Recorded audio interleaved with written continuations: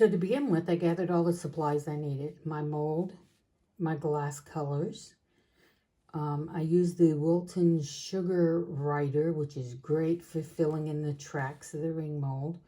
A scoop to fill it with. And I'm starting off with the lightest color. When I make my rings, I like to take the lightest color and then work my way out. It makes it a lot easier. You don't make the mistake of some of your colors bleeding over. Okay, so I'm going to open up.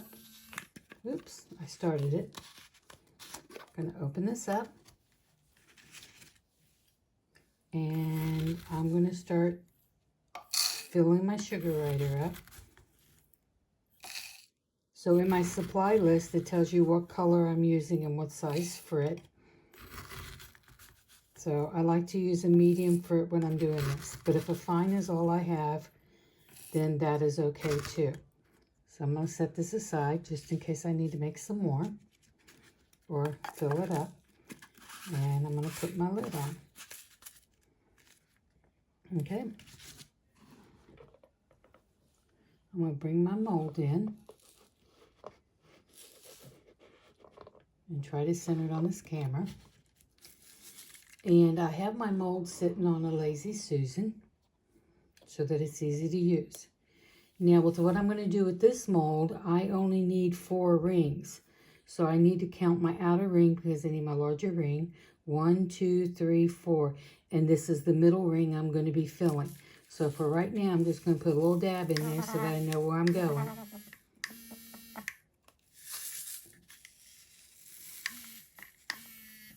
And sometimes the medium doesn't want to go. It clogs up, so I have to shake it out.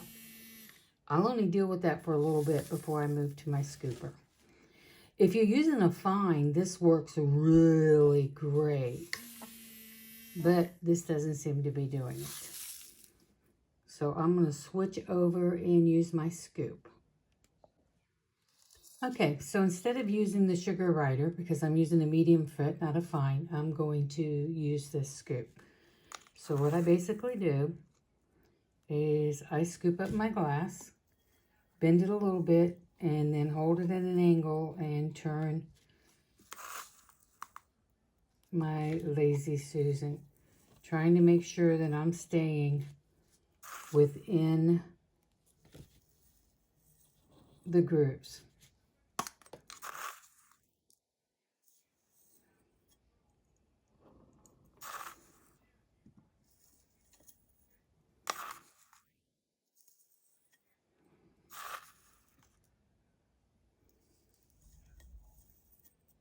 And you can see right here why I like to start from the inside and go out. I will clean that up after I get this ring filled by using my earwax vacuum.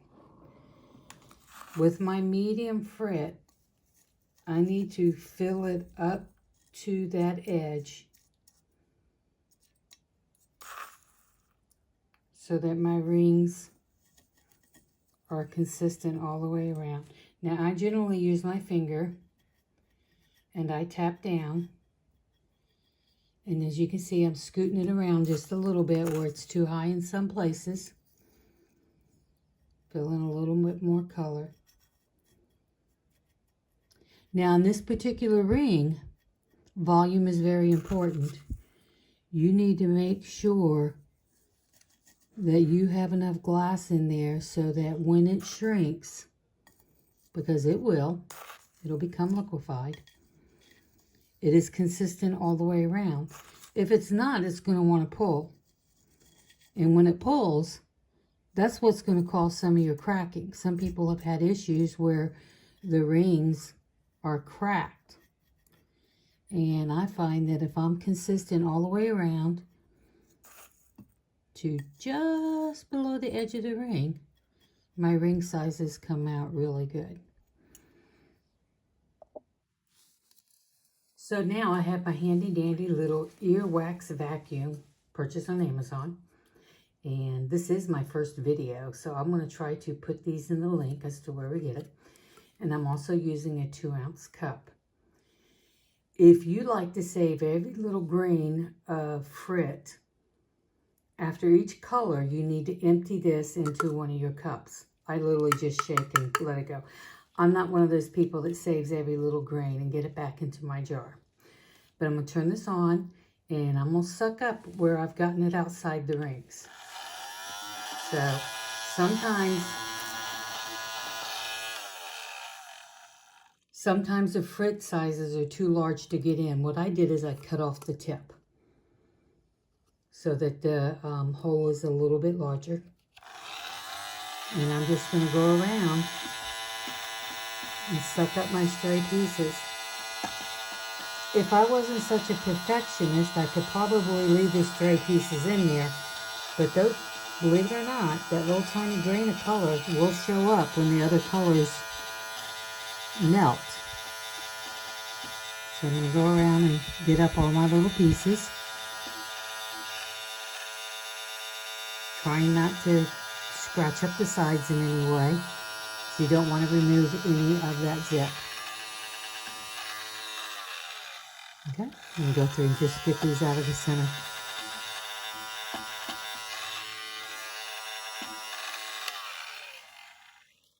So that's my lightest color. Now this is how I empty mine, because mine I have trouble getting the ends off of it. So I shake and see how it came out? And get it out the end. Okay? All right. So now I move on to my next color.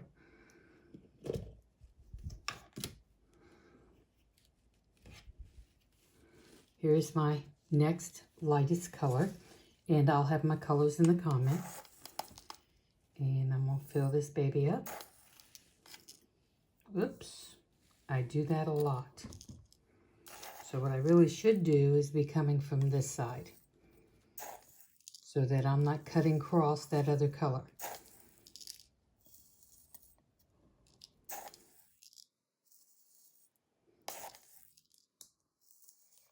And as you probably figured out,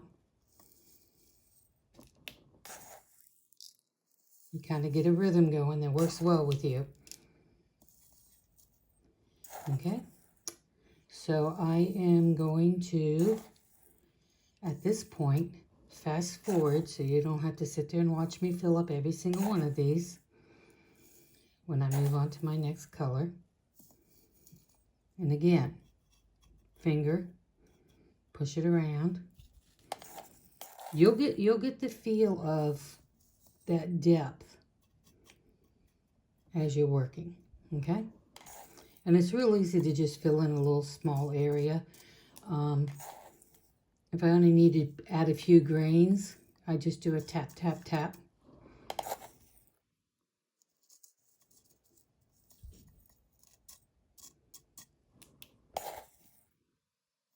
And make sure they're all filled in nicely.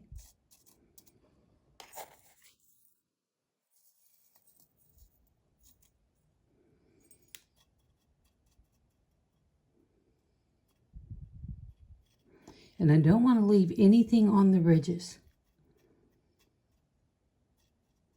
Then I'll go through and vacuum up these other little pieces.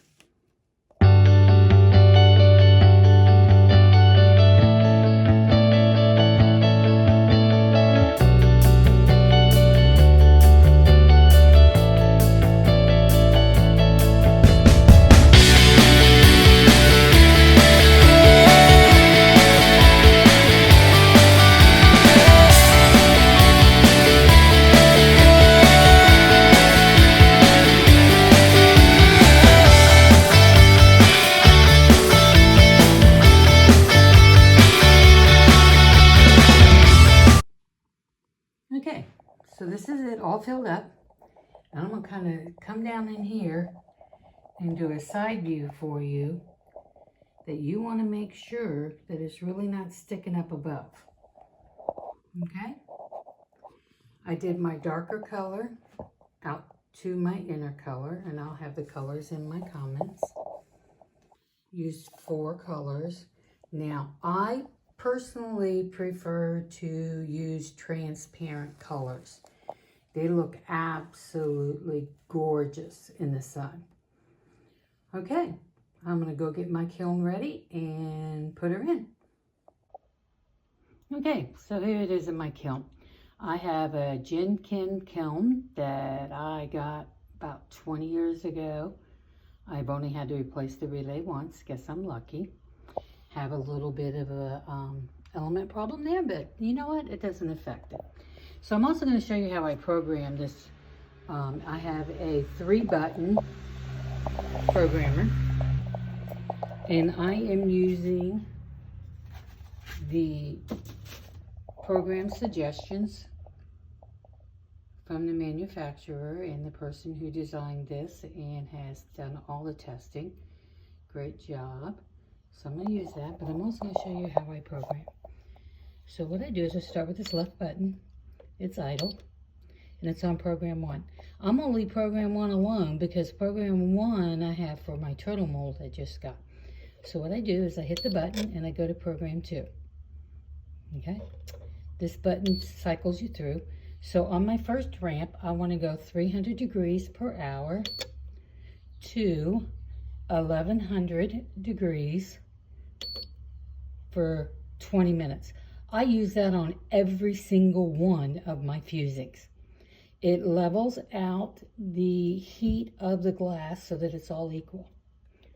Now in ramp 2, I'm going to go 100 degrees per hour, and we consider this the bubble squeeze.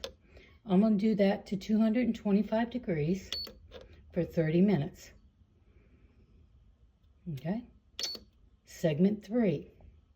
I'm going to go 500 degrees. Now, evidently, I've already got this programmed in and didn't realize program 2 was for my rings. You can go up or down to where you need it. Where it's where you need, you hit the button so that it goes next. And I am going to go to 450 degrees because I know my kiln. It is very important to know your kiln and what temperatures do what. She recommends 1465, but 1465 is too hot for my kiln.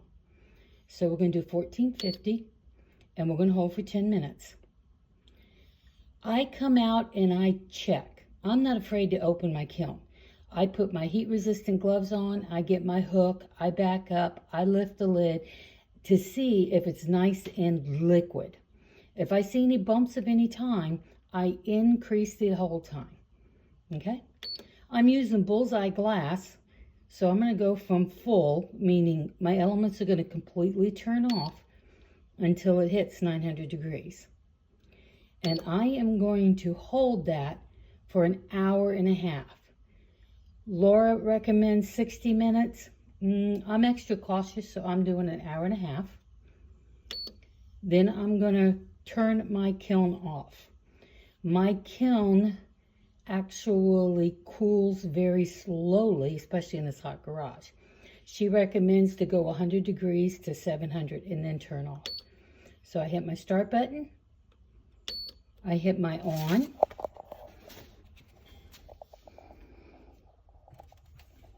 I'm going to close my lid. And in a second, you're going to hear it go. So it's starting at 80 degrees. And every time that green light comes on, the elements are engaging. So the computer's doing its thing and determining, oh, I only need to go 300 degrees per hour, so it controls how many times it turns the element on. Okay, see you on the back side.